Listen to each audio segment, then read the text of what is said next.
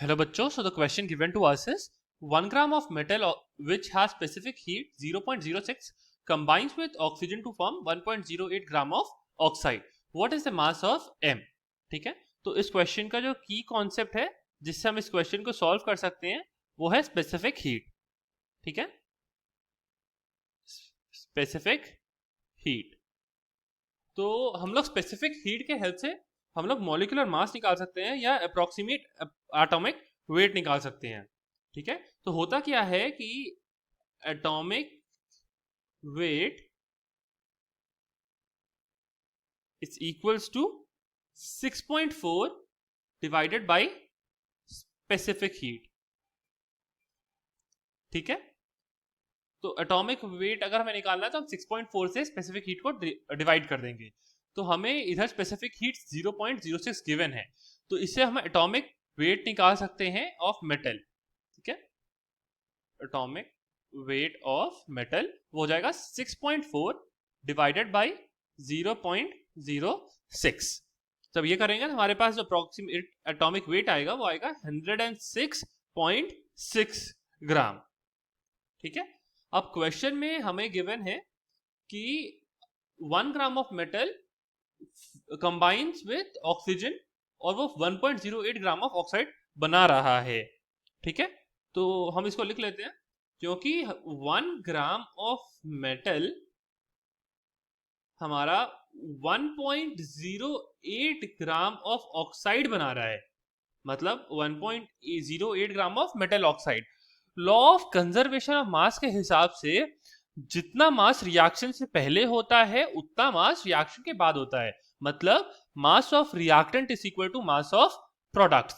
ठीक है, तो अगर हमारे पास 1 ग्राम मेटल था तो मेटल ऑक्साइड में 1 ग्राम ही मेटल होगा और 0.8 ग्राम हमारे पास ऑक्सीजन होगा. तो इसको हम वापस क्या बोलते हैं, रिफ्रेश करके लिखते हैं कि 1 gram of metal reacts with 0.08 gram of oxygen. ठीक है, तो हमने बोल दिया कि 1 gram metal reacts with 0.08 gram of oxygen. तो इससे हम बोल सकते हैं कि 8 ग्राम ऑफ ऑक्सीजन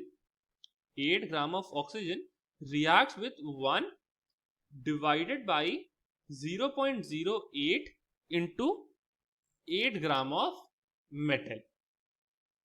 ठीक है, तो हम बोलेंगे कि 8 ग्राम ऑक्सीजन के रिएक्शन के लिए हमें 100 ग्राम मेटल की जरूरत होगी. ठीक है, तो और हमें पता है कि जो हमने कैलकुलेट किया था इक्विवेलेंट वेट होता क्या है.